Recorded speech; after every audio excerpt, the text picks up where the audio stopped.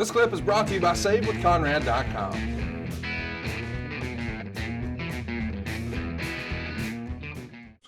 Let's talk about something in your dad's book. It says on July 19th, you and Jerry reached out to Health South to let them know the news regarding the flash reports and the change in budget. How do you remember this call going, where you're catching up your partner, Richard Scrushy, here on what's happening?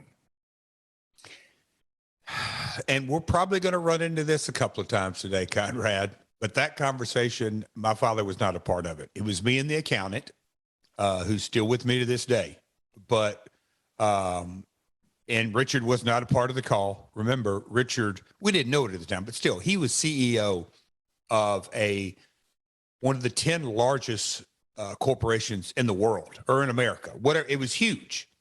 So Richard wasn't a part of the call, but the financial folks were. I think there was 2 or 3, we'll call them junior finance folks, and then one of the lead guys. And it was set up from the very beginning that on Friday morning we would get our draws. I can't remember. We've talked about this. Was it every other Friday or every Friday? But my accountant, the J Sports and Entertainment financial folks that we had set up, they did a draw sheet. Do I need to explain what a draw sheet is, Conrad? That's pretty. Yes. Yeah. It's a good idea. Yeah. It's the expenses. And we had to submit that to Health South. And here's the draw sheet. So we told them, hey, we're going to have a call. We're going to talk more about the draw sheet. So we set up the call and explained. And that was almost like, a foreign language as we were going into Jay and the flash reports and what's going on, but we explained it to him. And I can't say that it went great or it went horrible, but it was a factual call that this is what we're dealing with, but we are working our ass off to get our head around what our revenues are. And that was the call. Your dad has a great line in his book. Supposedly the lighting crew, when canceled because of the budget, agreed to drop their fee from $39,000 to $5,000. And all of a sudden the production truck went from $28,000 to $11,000. And your dad wrote, quote, "I'm not sure if we just did a poor job in the first place or if business is so bad that these companies are desperate for work." But it is remarkable to think, hey, I paid 39 grand for it last week. Now I can get it for 5 grand. Hey, I paid 28 grand for it last week. Now I can get it for 11. Whew. Impressive. What's impressive? That you were able to keep the same things in place with a new budget and save a boatload of cash somehow.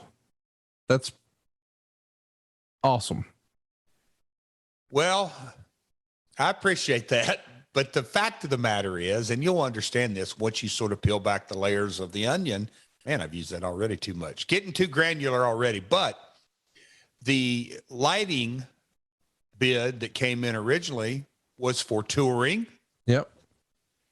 Nashville's a unique city. It's the hub in so many ways, geographically located. All the tour buses here. It's Music City. I already know where you're going to go. You're going to say it was a Wednesday. That shit could just sit on a shelf and collect dust, or it could come make some money down the street. Have you ever heard that line before, Conrad, from me? But it being in Nashville, geographically located, it was a Wednesday. But at the end of the day, you got to remember there is no production gig like professional wrestling in the world. What is a weekly? I mean, it's kind of amazing. But the TV truck, as opposed to traveling all over the country, they could park it in Nashville. And if they got gigs on Friday, Saturday, and Sunday, then they're going to drive here, drive there. Well, a couple of different truck sources we used were based in Atlanta, based in Birmingham. But again, when we said, no, we're Nashville every week. And guess what? We're in a financial situation. I need you to go rock bottom. Well, how low would you, and you've been there, hey, Jeff, we understand we're in it for the long haul. Again, a lot of these vendors had been through that WCW and made boatloads, and me and David Crockett ought to have a sidebar about how much money vendors have made over the years through professional wrestling. And I'm sure AEW can attest. I mean, it's a great gig from a production point of view. It's literally a cash cow. But with that being said, they would say, Jeff, how can we make it good for you? And I'd say, is free in the cards? Oh, well, wait a minute. But you know, these guys were great partners. They wanted the long haul. They wanted us to succeed because I had a very good relationship with them, you know, even before TNA had started. But as I went through it, they knew that, okay, if we can pull the nose up on this thing, and I can tell you, there's a couple of vendors that to this day will say, we bent over backwards to make it, but God almighty, did that thing pay off for us. You know, because if I'm not jumping too far ahead, Conrad, but when we got to Orlando, another fixed location, there wasn't a lot of upkeep, and we got that check sent to them like clockwork. So it all worked out in the end, but a lot of vendors, candidly, all the vendors completely understood, and they said, we're in it for the long haul with you, Jeff. So we should also mention in your dad's book, there's a phone conversation between you, Vince Russo, and himself with Vincent Kennedy McMahon regarding Jay. And it said in your dad's book that McMahon considered you and Jerry friends. Is this the first conversation you had with Vince since that night in Cleveland, or am I confusing the timeline? Well, I'm a little confused by that note. I just don't have an in-depth recollection. Like, as we read the notes, why would Vince get on the phone with us? That's why well, if you remember, Jay Hausman had been, he worked for Bonnie Worth, and okay, so we're going to tattletale on Jay. Yes. Team services. Okay. Big deal. That doesn't do anything about our revenue today. My point was, I'm not asking about your revenue. I'm asking about the call. It's an awkward. I mean, listen, you walked out on him a couple times. You're probably not his favorite person, but he used to, when he was. See, you guys, you're still buying into that BS. Well, you put a pea shooter in his belly. We've talked about it. Huh? You put a gun in his stomach. We've talked about it. Okay, here we go. Remember, and Eddie Guerrero got doused with coffee by Eric Bischoff. Oh my gosh. Has the statute of limitations run out? Can there still be litigation over the coffee? I don't know. There should be. We should bring up Eric on charges. I agree. I mean, Folgers. It's offensive. Last drop. It's hurtful. It's dangerous. This is the first time you've talked to Vince like this, though. Again, I'd love to tell you that my memory is fantastic. I don't remember anything in detail. I don't, sorry. Let's talk about July 26th. Your dad would write, there's a meeting between you and him and Health South. And he writes in the book that he thought you painted a gloomy picture of the company. Did he or I did? He thought you painted a gloomy picture of the company in the meeting.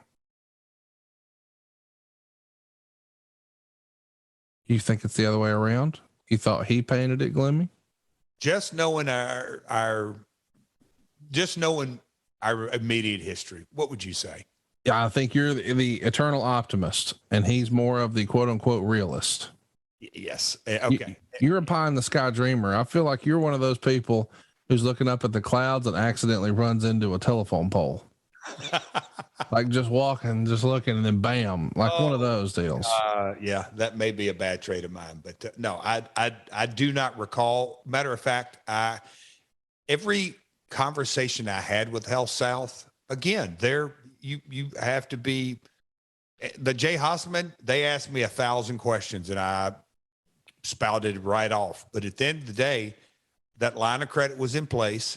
Richard was confident that, okay, he we're going to make this work, and hey, here's the situation. And when you reduce a budget from, because this is what I recall about the next round of calls.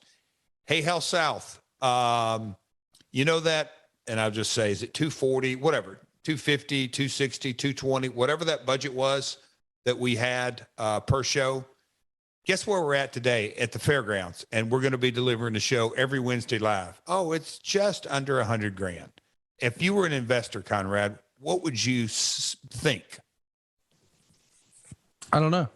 Yeah, not knowing the business, but them being the financial partners, of course they're going to ask. Now, can you have a show for that much? Yes, sir. We're not traveling, and here's this. Right. Well, what about your lighting bill? It went from 39 to this. Yep, I've got a great relationship with them. They're in it for the long haul. When your camera, I mean your truck. Yep, that's that. Okay, so get through all that. So, what's your rent on the building? Oh, we took it from Burt Prentice, the lease, and he had to run 4 shows a year. We're going to run 52. So the fairgrounds is elated.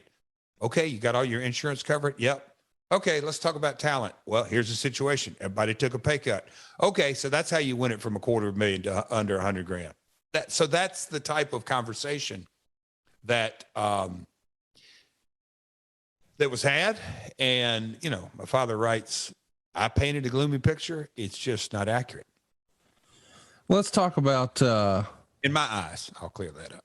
Maybe let's talk. Hey, it's Conrad Thompson. Thanks for checking out the podcast here on YouTube. Be sure to hit the subscribe button and the notifications bell so you get a notice anytime we upload some new content. And go save yourself some money right now. If you're in a 30-year loan or you have credit card debt, it's not a matter of if I can save you money. It's a matter of how much. Find out right now for free at SaveWithConrad.com.